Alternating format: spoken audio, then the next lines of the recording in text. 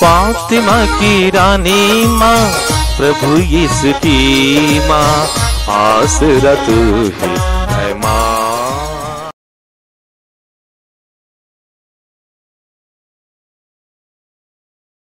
पहला पाठ तिमिथी के नाम संत पौलुस का पहला पत्र, अध्याय 6, पद संख्याएं 13 से 16 तक। ईश्वर के सामने जो सबको जीवन प्रदान करता है और यीशु मसीह के सामने जिन्होंने पोंतियुस पिलातुस के सम्मुख अपना उत्तम साक्ष्य दिया है, मैं तुमको यह आदेश देता हूँ कि हमारे प्रभु यीशु मसीह की अभिव्यक्ति के दिन तक अपना धर्म निष्कलंक तथा निर्दोष बनाए रखो। यह अभिव्यक्ति यथा समय परम धन्य तथा एकमात्र अधीश्वर के द्वारा हो जाएगी।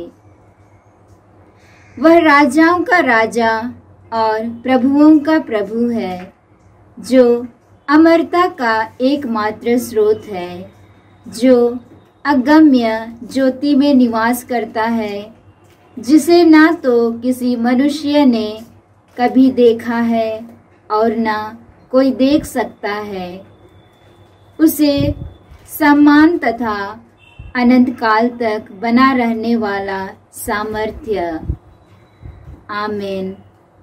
यह प्रभु की वाणी है। ईश्वर को धन्यवाद। भजन अनुवाक्य।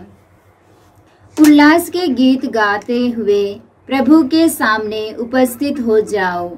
उल्लास के गीत गाते हुए प्रभु के सामने उपस्थित हो जाओ। हे समस्त पृथ्वी, प्रभु की स्तुति करो। आनंद के साथ प्रभु की सेवा करो। उल्लास के गीत गाते हुए उसके सामने उपस्थित हो जाओ। अनुवाक्य। उल्लास के गीत गाते हुए प्रभु के सामने उपस्थित हो जाओ। उल्लास के गीत गाते हुए प्रभु के सामने उपस्थित हो जाओ। यह जान लो कि वही ईश्वर है। उसी ने हमको बनाया है। हम उसी के हैं। हम उसकी प्रजा, उसके चारागाह की भेड़ हैं। अनुवाक्य। उल्लास के गीत गाते हुए प्रभु के सामने उपस्थित हो जाओ। उल्लास के गीत गाते हुए प्रभु के सामने उपस्थित हो जाओ। धन्यवाद देते हुए उसके मंदिर में प्रवेश करो। भजन गाते हुए उसके प्रांगण में आ जाओ। उसकी स्तुति करो और उसका नाम धन्य कहो। अनुवाक्य। उल्लास के गीत गाते हुए प्रभु के सामने उपस्थित हो जाओ। उल्लास के गीत गाते हुए प्रभु के सामने उपस्थित हो जाओ। ओह, ईश्वर कितना भला है। उसका प्रेम चिरस्थायी है। उसकी सत्य प्रतिज्ञता युगानुयुग बनी रहती है। अनुवाक्य। उल्लास के गीत गाते हुए प्रभु के सामने उपस्थित हो जाओ। उल्लास के गीत गाते हुए प्रभु के सामने उपस्थित हो जाओ। जय घोष। alleluia। धन्य है वे जो सच्चे और निष्कपट हृदय से ईश्वर का भजन सुरक्षित रखते हैं और अपने धीरज के कारण फल लाते हैं। alleluia। प्रभु आप लोगों के साथ हो और आपकी आत्मा के साथ। संत लूकास के अनुसार पवित्र सुसमाचार। हे प्रभु तेरी महिमा हो। अध्याय 8 पद संख्याएं 4 से 15 तक। एक विशाल जनसमूह एकत्र हो रहा था और नगर नगर से लोग यीशु के पास आ रहे थे। उस समय वह यह दृष्टांत सुनाने लगे। कोई बोने वाला बीज बोने निकला। बोते बोते कुछ बीज रास्ते के किनारे गिरे। वे पैरों से रौंदे गए और आकाश के पक्षियों ने उन्हें चुग लिया। कुछ बीज पथरीली भूमि पर गिरे, वे उगकर नमी के अभाव में झुलस गए। कुछ बीज कांटों में गिरे, साथ साथ बढ़ने वाले कांटों ने उन्हें दबा दिया। कुछ बीज अच्छी भूमि में गिरे, वे उगकर 100 गुना फल लाए। इतना कहने के बाद वह पुकार कर बोले, जिसके सुनने के कान हो वह सुन ले। शिष्यों ने उनसे इस दृष्टांत का अर्थ पूछा। उन्होंने उनसे कहा, तुम लोगों को ईश्वर के राज्य का भेद जानने का वरदान मिला है। दूसरों को केवल दृष्टांत मिले, जिससे वे देखते हुए भी नहीं देखें और सुनते हुए भी नहीं समझे। दृष्टांत का अर्थ इस प्रकार है। ईश्वर का वचन बीज है। रास्ते के किनारे गिरे हुए बीज वे लोग हैं जिन्होंने सुना है, परंतु कहीं ऐसा ना हो कि वे विश्वास करें और मुक्ति प्राप्त कर ले। इसलिए शैतान आकर उनके हृदय से वचन ले जाता है। चट्टान पर गिरे हुए बीज वे लोग हैं जो वचन सुनते ही प्रसन्नता से ग्रहण करते हैं, किंतु जिनमें जड़ नहीं है। वे कुछ ही काल तक विश्वास करते हैं और संकट के समय विचलित हो जाते हैं। कांटों में गिरे हुए बीज वे लोग हैं जिन्होंने सुना है, परंतु आगे चलकर वे चिंता, धन संपत्ति और जीवन के भोग विलास से दब जाते हैं और परिपक्वता तक नहीं पहुंच पाते।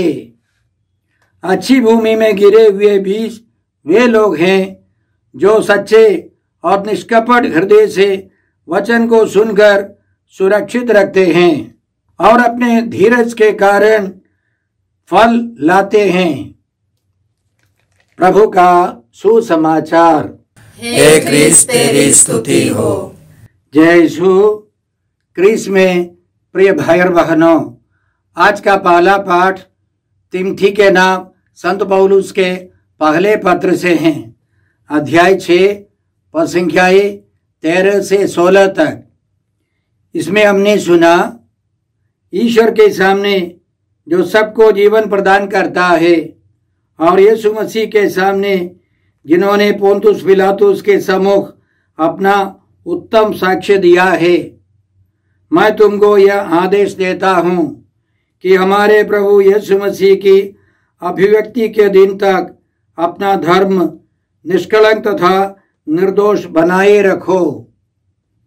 यह अभिव्यक्ति यथा समय परम धन्य तथा एकमात्र अधीश्वर के द्वारा हो जाएगी।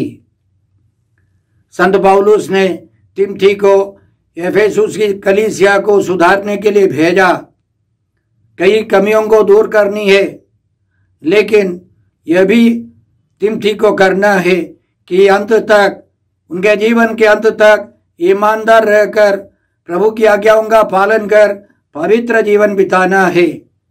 हर एक सुसमाचार के प्रचारक को, हर एक विश्वासी को पवित्र जीवन बिताना है, ईमानदारी का जीवन बिताना है।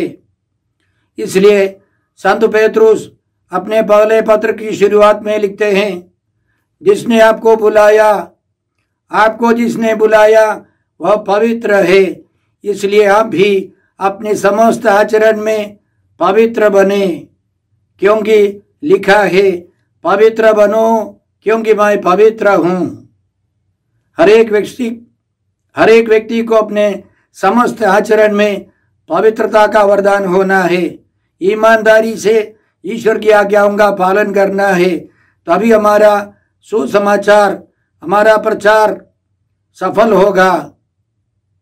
संत पौलुस अपने जीवन के अंतिम क्षणों में यह हमको समझाते हैं। तिमोथी के नाम दूसरे पत्र में, मैं प्रभु को अर्पित किया जा रहा हूं, मेरे चले जाने का समय आ गया है। मैं अच्छी लड़ाई लड़ चुका हूं, अपनी दौड़ पूरी कर चुका हूं और पूर्ण रूप से ईमानदार रहा हूं। अब मेरे लिए धार्मिकता का वह मुकुट तैयार है जिसे न्यायी विचारपति प्रभु मुझे उस दिन प्रदान करेंगे। मुझको ही नहीं बल्कि उन सबको जिन्होंने प्रेम के साथ उनके प्रकट होने के दिन की प्रतीक्षा की है। देखिए, संत पौलुस शुरू से अंत तक ईमानदार रहे। वे चाहते हैं उनके अनुयायी, उनके शिष्य लोग, तिमोथी के साथ अन्य लोग ईमानदारी से जीवन बिताए। ईश्वर भी हमसे यही आग्रह करता है। हमें अपने समस्त आचरण में ईमानदारी का जीवन बिताना है। आज के पहले पाठ के अंतिम में संत पौलुस तिमोथी को यह भी समझाते हैं कि यीशु राजाओं का राजा और प्रभुओं का प्रभु है, जो अमरता का एकमात्र स्रोत है, जो अगम्य ज्योति में निवास करता है, जिसे ना तो किसी मनुष्य ने कभी देखा है और ना कोई देख सकता है। उसे सम्मान तथा अनंत काल तक बना रहने वाला सामर्थ्य। आमीन। प्रभु यीशु राजाओं के अधिराज है। पुराने व्यवस्था में ही हम लोग यह पाते हैं कि इस्राएल के ईश्वर राजाओं के अधिराज है। उदाहरण के लिए दानियल के ग्रंथ अध्याय 2 में राजा नबूकदनेस्सर ने एक मूर्ति का स्वप्न देखा। दानियल ने उसके बारे में समझाया, उसका अर्थ समझाया, तो राजा को विश्वास हो गया कि इस्राएल का ईश्वर राजाओं के अधिराज है। राजा नबूकदनेस्सर के बारे में हम यह पढ़ते हैं अध्याय 2 पद संख्या 46 और 47 में। यह सुनकर राजा नबूकदनेस्सर ने मुंह के बल गिरकर दानियल की पूजा की और आदेश दिया कि उसके सामने नैवेद्य और धूप चढ़ाई जाए। राजा ने दानियल से कहा, तुम्हारा ईश्वर सचमुच सभी देवताओं का प्रभु और सभी राजाओं का स्वामी है। वही सब रहस्यों को प्रकट करता है, क्योंकि वह रहस्य केवल तुम प्रकट कर सके। प्रकाशन ग्रंथ अध्याय 1 पद संख्या 5 से हम लोग इस प्रकार पाते हैं। संत यूहन्ना लिखते हैं, मसीह विश्वसनीय साक्षी पुनर्जीवित मृतकों में से पहला उठे और पृथ्वी के राजाओं के अधिराज हैं। यीशु मसीह मृतकों में से जी उठने वालों में सबसे पहला है और वे राजाओं के अधिराज हैं। वह हमको प्यार करते हैं। उन्होंने अपने रक्त से हमें पापों से मुक्त किया और अपने ईश्वर और पिता के लिए हमें याजकों का राजवंश बनाया। उनकी महिमा और उनका सामर्थ्य अनंत काल तक बना रहे। आमीन। यीशु मसीह ने हमको अपने परिवार के सदस्य के रूप में स्वीकार किया है। राजाओं के अधिराज हम सबों को अपने परिवार के सदस्य, पुरोहितों का राजा या राजाओं के पुरोहित के रूप में हमको बनाने के लिए आए हैं। हम कितने सौभाग्यशाली हैं, क्योंकि हम यीशु में विश्वास करते हैं, उस राजकीय परिवार के सदस्य बन जाते हैं। हम उनकी आज्ञाओं के अनुसार जीवन बिताएंगे तो हम उनके परिवार के, पिता ईश्वर के परिवार के सदस्य बने रहेंगे।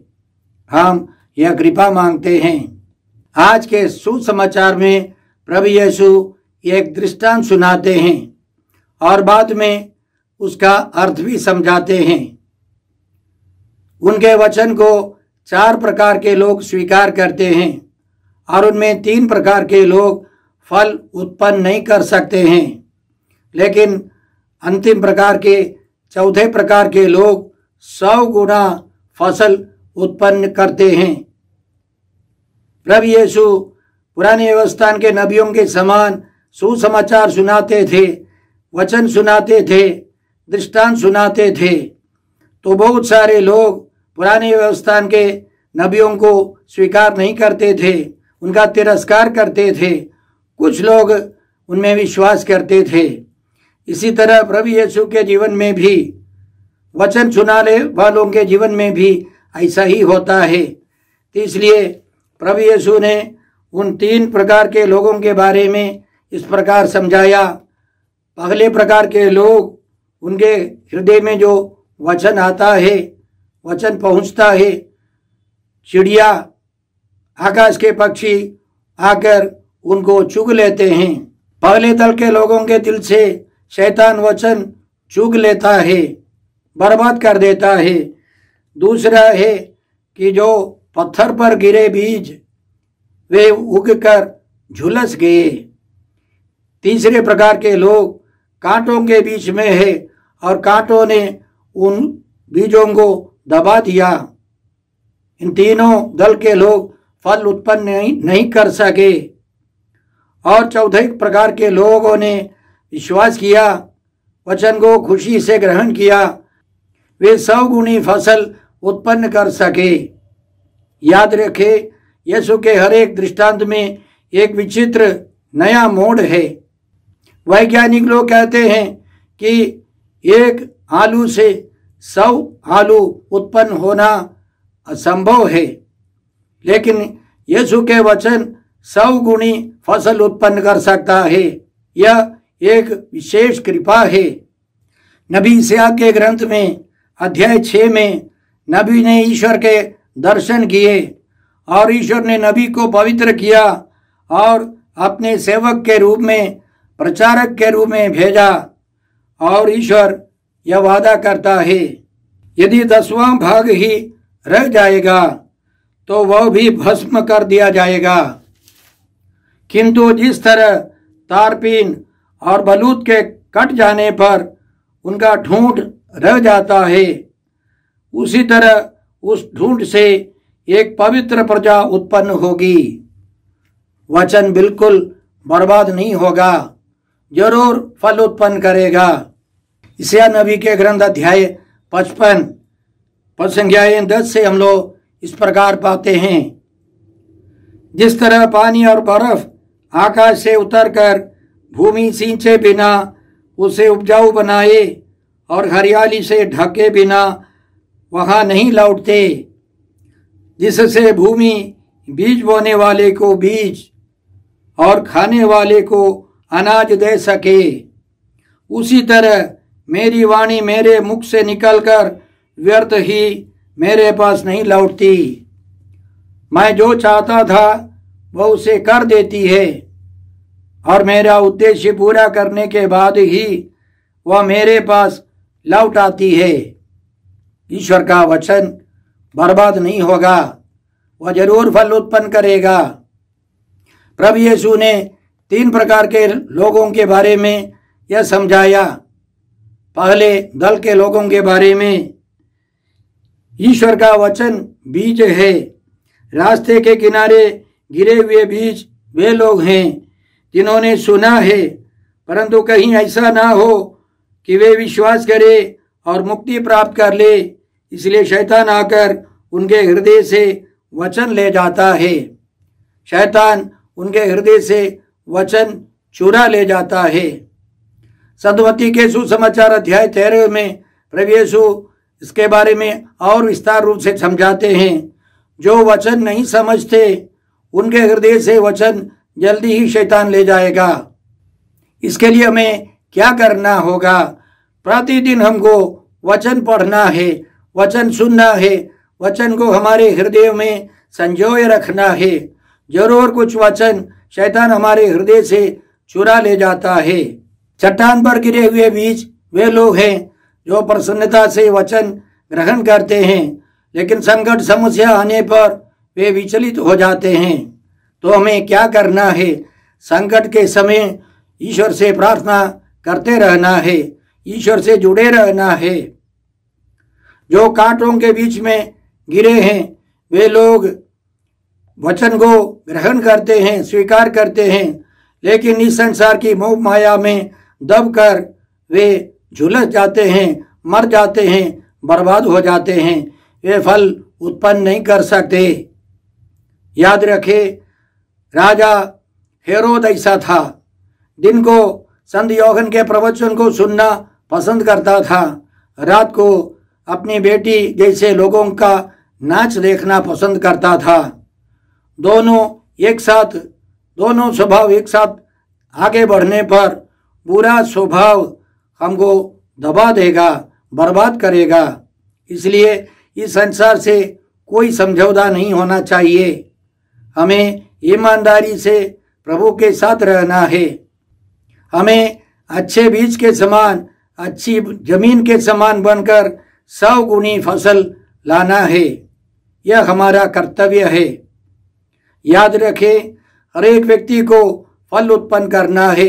हर एक व्यक्ति को यीशु के समान दूसरों के सामने वचन प्रस्तुत करना है। अपने जीवन के द्वारा और सुसमाचार की घोषणा के द्वारा प्रतिदिन हमें वचन पढ़ना है, वचन में विश्वास करना है। तिमोथी के नाम पहले पत्र अध्याय 4 पद संख्या 5 में संत पौलुस हमको इसी तरह समझाता है। वह ईश्वर के वचन और प्रार्थना द्वारा पवित्र हो जाता है। वह माने कोई भी वस्तु, कोई भी व्यक्ति ईश्वर के वचन और प्रार्थना द्वारा पवित्र हो जाता है। तो पवित्र होने के लिए 2 प्रकार की कृपाएं चाहिए। वचन से कृपा, व्यक्तिगत, पारिवारिक, सामाजिक प्रार्थनाओं से कृपा चाहिए। तो पवित्र होने के लिए हमें वचन सुनना है, वचन पढ़ना है, वचन को हृदय में संजोए रखना है और प्रार्थना करनी है। व्यक्तिगत, पारिवारिक, सामाजिक प्रार्थनाओं में हमें भाग लेना है, तब हम पवित्र जीवन बिता सकते हैं। हम यह कृपाएं मांगते हैं कि हम सब 100 गुनी फसल उत्पन्न कर सके।